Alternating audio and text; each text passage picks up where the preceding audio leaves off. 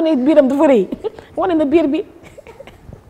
quand je dis oh là là il a fait courir quoi donc mu ne voilà su ñu defoon course de bàyyi jël paie donc Macky Sall biir bi dafa rëy moom du dem fenn léegi il a voulu le montrer le contraire à Fatick et cetera donc il a mis une ambiance magnifique dans cette campagne et puis naturelle quoi donc là quand il dit fii toj na papa ji fii toj na de léegi maintenant loolu les gens ont repris ça ak l'accent ndar-ndar et puis voilà quoi donc et les gens ont senti que c'était du vrai du lu ñuy tricher xam nga nit ki mën na di def théâtre di jooy nga foog ne jooy bu sincère la alors que du jooy bu sincère voilà nit mën na di def théâtre di reetaan nga foog ne lii sincère alors que reetaanu mais il fait pas de théâtre il le fait naturellement et c'est ça lu naturel boobu moo dugg ci xolu nit yi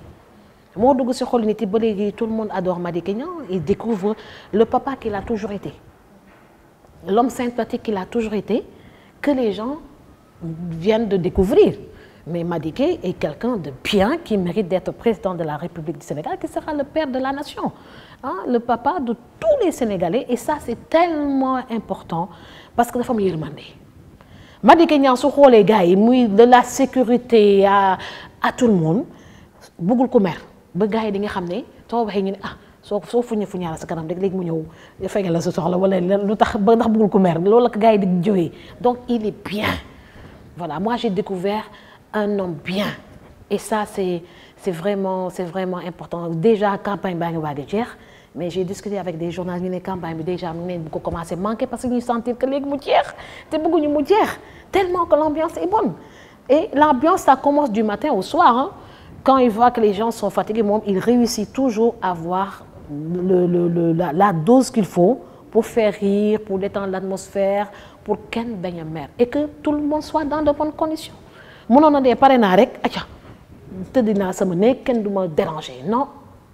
il dort même pas nous on se bat pour que mu nelaw à minuit parce qu'il faut impérativement le restant de la campagne pour qu'il dorme à minuit au plus tard à minuit il faut qu'il dorme parce que sinon c'est pas possible parce que on peut pas à un certain moment donné amoon baat bi dafa dee woon côté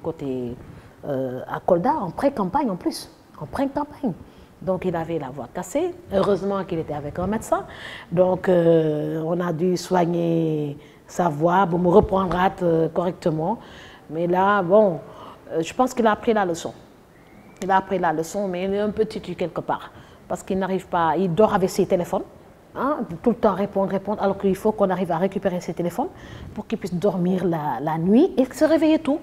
pour pouvoir profiter du matin et de l'après-midi et je pense qu'il va réussir dans ces dernières semaines il va réussir quand même à le faire parce que tey suba dégg naa 6 heures du matin na ngi jóg dem comment il s'appelle encore à Saint-Louis j'ai dit ça c'est une bonne chose parce que depuis le début de la campagne on n'avait pas réussi à avoir ça voilà.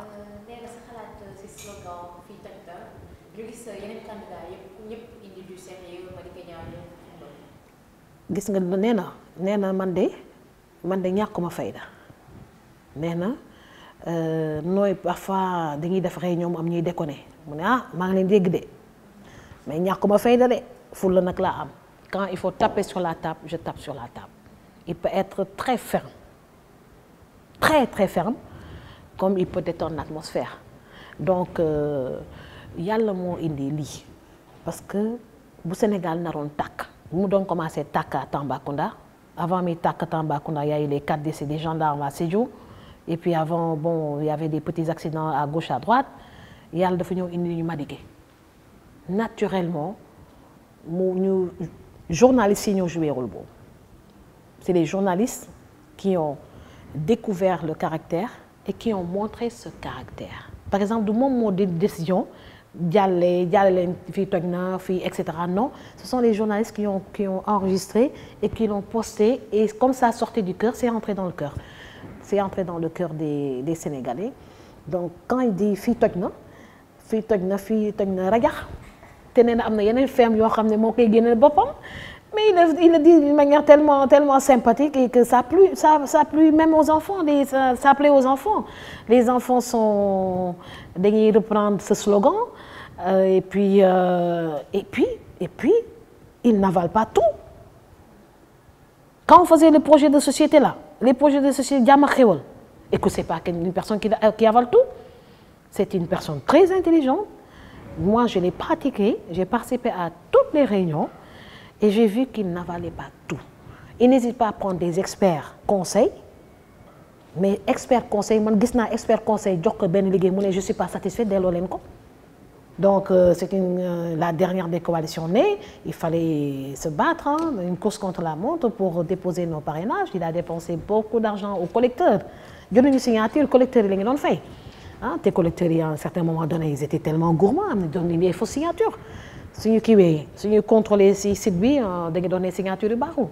ah donc il a déposé, il était stressé et bon il mettait de l'ambiance un peu.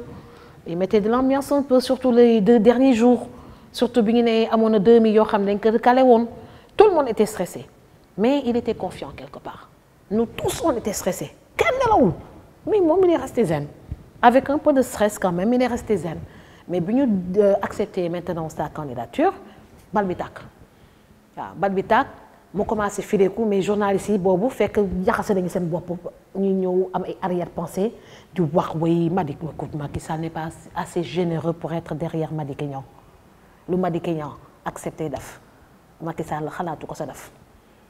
il est d'une générosité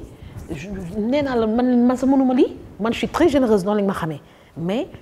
lu Madické mën a def man je peux pas faire même la moitié vraiment. xoolal Madické Niang kenn mënu ko fay xoolal ambiance bu mu mettre dans ces campagnes alors que nit yaa ngi commencé woon tiit bay ragal maintenant heureusement ba ministère de l'intérieur indi na GMI police gendarmerie ñu encadré ñu léegi non stress dañuy gën a def suñu campagne GMI sax dañuy encadré ak xol parce que l'ambiance est bonne dans la coalition Madické 2010 yàkkamte wuñu sa élection yi jot yàkkamte wuñu élection yi jot parce que chaque jour c'est que du bonheur